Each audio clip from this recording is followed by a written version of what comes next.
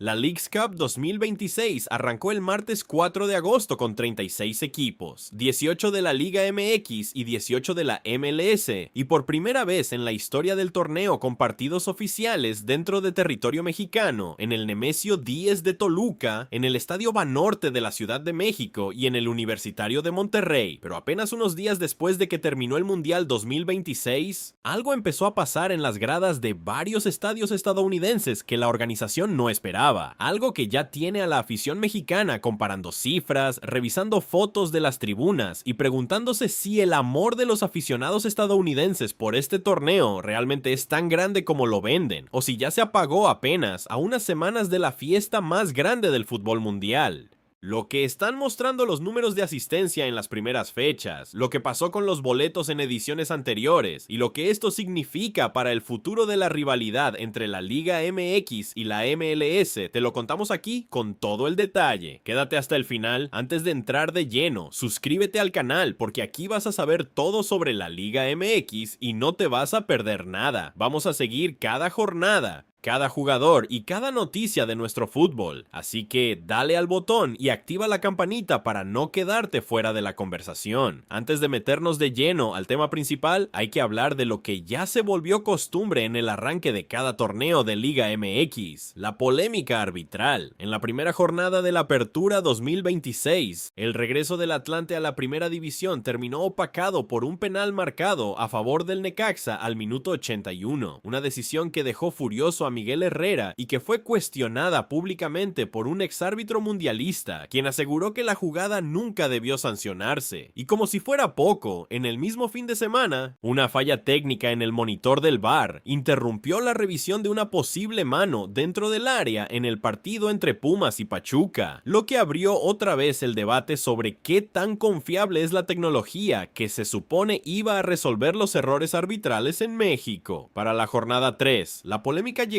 hasta el duelo entre Querétaro y Tigres, donde se señalaron un posible penal no marcado a favor de los Gallos Blancos y una expulsión que tampoco se sancionó, decisiones que pusieron en el centro de la crítica al arbitraje central del encuentro y que terminaron en un cruce público entre la silbante y varios periodistas deportivos en redes sociales. Los aficionados ya lo dicen en redes, no importa cuántas cámaras o pantallas se instalen. La sensación de que el arbitraje sigue sin unificar criterios va a seguir siendo el tema de conversación cada semana. El otro tema que sigue generando ruido entre la afición es el precio y la disponibilidad de los boletos. De los 54 partidos que se juegan en la primera fase de la Leagues Cup, solamente 4 se disputan en suelo mexicano, y son justo los que tienen mayor demanda entre la gente que no puede viajar a Estados Unidos para ver a su equipo. Esto revive una queja que ya es constante en el fútbol mexicano, la misma que se vio en la final del Clausura 2025 entre Toluca y América, cuando la reventa llegó a superar los 68,000 pesos por un solo boleto para el partido de vuelta en el Nemesio 10. Para buena parte de la afición de bajos recursos, ver en vivo a su equipo, ya sea en una final de Liga MX o en un partido histórico como estos de la Leagues Cup en México, se está convirtiendo en un lujo cada vez más lejano, mientras la mayoría de los boletos y la mejor parte del negocio se quedan del lado de Estados Unidos. Y ese enojo se combina con otra queja recurrente, la sensación de que entre los cambios de formato, la multipropiedad de clubes y los nuevos acuerdos de la asamblea de dueños, cada decisión que se toma termina beneficiando primero al negocio y después, si acaso, al aficionado que paga su boleto cada fin de semana. Y ahora sí, vamos con el tema que nos trae aquí hoy. La Leagues Cup 2026 se presentó como la edición más ambiciosa de la historia del torneo. Es la cuarta edición oficial bajo el formato actual. Reúne a 36 clubes, todos los 18 equipos de la Liga MX y 18 de los 30 que integran la MLS, y reparte 3 lugares para la Copa de Campeones de la CONCACAF 2027. El calendario arrancó el martes 4 de agosto y va a cerrar el domingo 6 de septiembre con la gran final, apenas semanas después de que México, Estados Unidos y Canadá terminaran de organizar el mundial más grande de la historia. Y por primera vez desde la edición inaugural de 2000 2019, la organización decidió llevar partidos oficiales de la fase de grupos a suelo mexicano, como respuesta a una queja constante de los clubes y aficionados nacionales que durante 3 ediciones vieron cómo todos los encuentros se jugaban del lado estadounidense. El debut del torneo dejó una fotografía que ya está generando discusión. El primer partido fue entre Cincinnati y el Pachuca en el TQL Stadium de Ohio, un estadio con capacidad para 26,000 espectadores.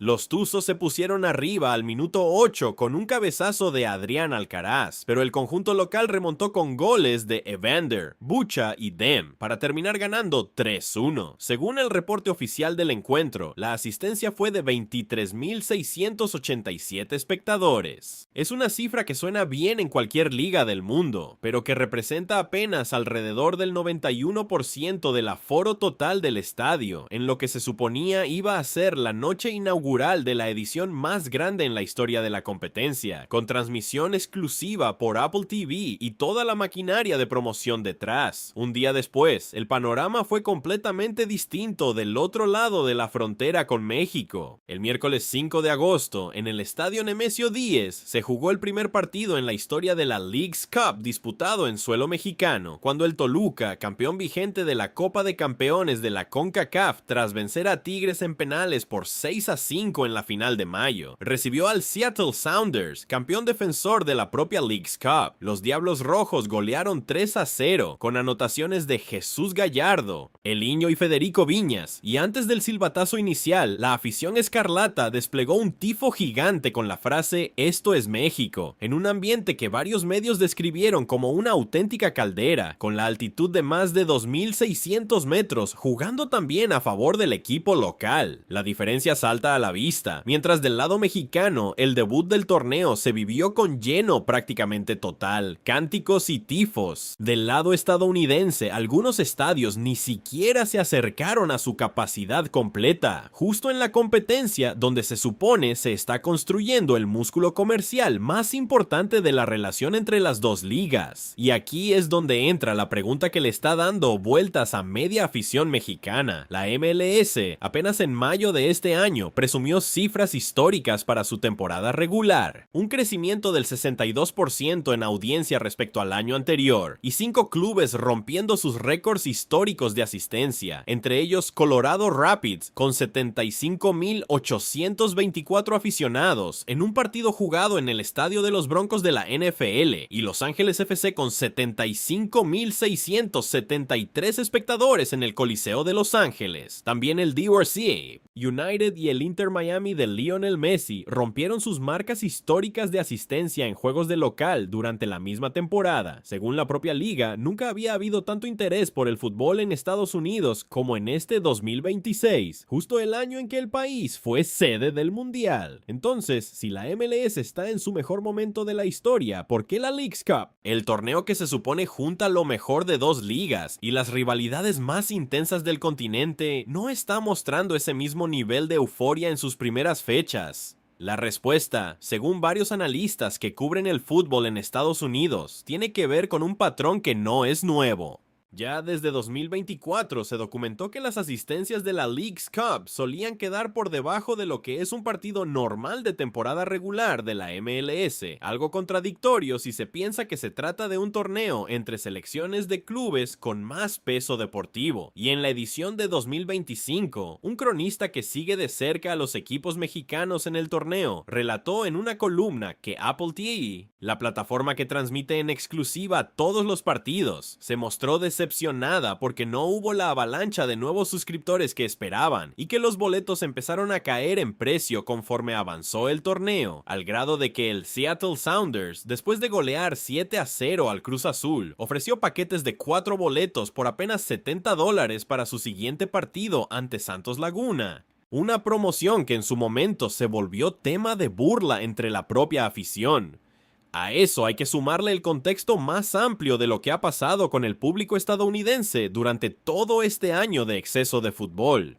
Un año antes del Mundial, medios especializados ya hablaban de lo que llamaron saturación de fútbol, señalando que tanto la Copa Mundial de Clubes de la FIFA como la Copa Oro de la CONCACAF ambas disputadas en territorio estadounidense en el verano de 2025, tuvieron estadios con secciones enteras vacías, pese a contar con equipos como el Manchester City o el Real Madrid. La explicación que dieron varios especialistas fue que el aficionado promedio en Estados Unidos, incluso el que dice que le gusta el fútbol, no tiene la costumbre ni el presupuesto para asistir a un torneo tras otro dentro del mismo verano. Y esto conecta con algo todavía más curioso que documentó una encuesta de Harris Poll antes del Mundial. 72% de los estadounidenses dijeron tener interés en el fútbol, un incremento de 17 puntos porcentuales respecto a 2020, y una cuarta parte se describió como aficionado dedicado. El problema es que esa cifra de interés declarado no se ha traducido en boletos vendidos ni en audiencias sostenidas para las dos ligas domésticas más importantes del país, la MLS y la NWSL, que en los meses previos al Mundial venían reportando caídas en asistencia y en audiencia televisiva pese a ese supuesto boom de aficionados. Es exactamente la misma contradicción que ahora parece estar viviendo la Leagues Cup. Mucha gente dice que le interesa el fútbol, pero eso no necesariamente se refleja en las gradas. Y luego llegó el propio Mundial 2026, que se jugó de junio a julio en México, Estados Unidos y Canadá, y que terminó el 19 de julio con España venciendo 1-0 a Argentina en la final. Antes de que arrancara, un estudio de la Universidad de Seton Hall encontró que el interés por comprar boletos había caído de manera importante en apenas 6 meses, de un 14% de los encuestados dispuestos a comprar entradas en octubre de 2025. La cifra bajó a solamente 10% para abril de 2026. Entre quienes se identificaron como aficionados al fútbol, la caída fue todavía más marcada, de un 40% a un 30%, y la principal razón que dieron fue lo complicado y caro que resultaba conseguir un boleto. Ya durante el propio torneo, varios reportes hablaron de aficionados de toda la vida que decidieron no ir a los estadios por el hartazgo con la organización, algo que empezó a conocerse como fatiga por el Mundial. Cuando terminó la final, en lugar de que ese entusiasmo se transformara automáticamente en pasión por el fútbol de clubes, lo que documentaron varios medios estadounidenses fue justamente lo contrario, una especie de resaca emocional. Psicólogos citados en reportajes sobre el tema explicaron que después de un mes entero organizando la vida alrededor de los partidos, comprando camisetas, discutiendo resultados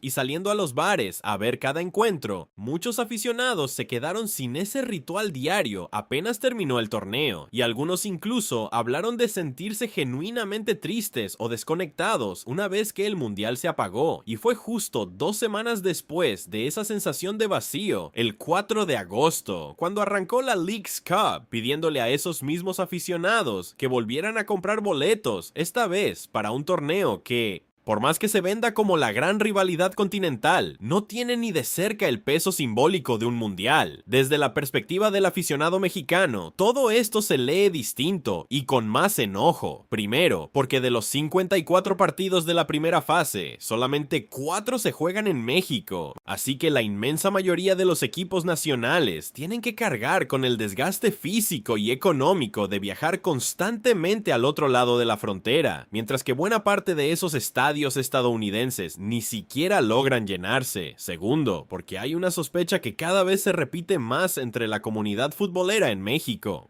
que buena parte de los aficionados que sí llenan los estadios en Estados Unidos durante la Leagues Cup son precisamente mexicanos y mexicoamericanos que compran boleto y cruzan la frontera o manejan varias horas para apoyar a Chivas, a Tigres, al América o a Pachuca, y no necesariamente aficionados estadounidenses que sigan de cerca a la MLS. Si esa percepción es correcta, entonces buena parte del supuesto crecimiento de la rivalidad entre la MLS y la Liga MX estaría sostenido otra vez por el músculo de la afición mexicana y no por un interés genuino y sostenido del público local en Estados Unidos. Esto conecta directamente con otras quejas que ya son viejas conocidas para cualquiera que sigue el fútbol mexicano de cerca: la sensación de que las decisiones importantes, desde los formatos hasta las sedes y los horarios, se toman siempre pensando primero en el mercado estadounidense y en la comodidad de la MLS, y después, si acaso, en lo lo que le conviene al aficionado mexicano de a pie. Se suma también la desconfianza que genera la multipropiedad de varios clubes entre ambas ligas, y el temor de que, si en verdad el interés estadounidense empieza a enfriarse como sugieren estos primeros números, la respuesta de los dueños no sea corregir el rumbo, sino apretar todavía más el modelo de negocio, con más partidos fuera de México, boletos más caros y menos espacio para el aficionado que solamente quiere ver a su equipo sin necesidad de cruzar una frontera o pagar una fortuna en la reventa. A todo esto se suma la presencia cada vez más notoria de las casas de apuestas como patrocinadoras de facto de la cobertura previa a cada partido, con pronósticos y momios apareciendo antes que cualquier análisis futbolístico, lo que refuerza entre la afición la idea de que, se llenen o no los estadios, siempre hay una industria que termina ganando con cada partido que se juega. Por ahora, no hay manera de decir con certeza si la Leagues Cup 2026 terminará superando en asistencia total a la edición pasada, la que cerró con el récord de 69,314 espectadores en la final entre Seattle Sounders e Inter Miami en Lumen Field. Los primeros partidos han sido parejos, algunos con más gente de la esperada y otros con estadios que claramente no llegaron a su capacidad completa, y todavía faltan varias semanas de fase de grupos y toda la ronda eliminatoria para sacar una conclusión definitiva.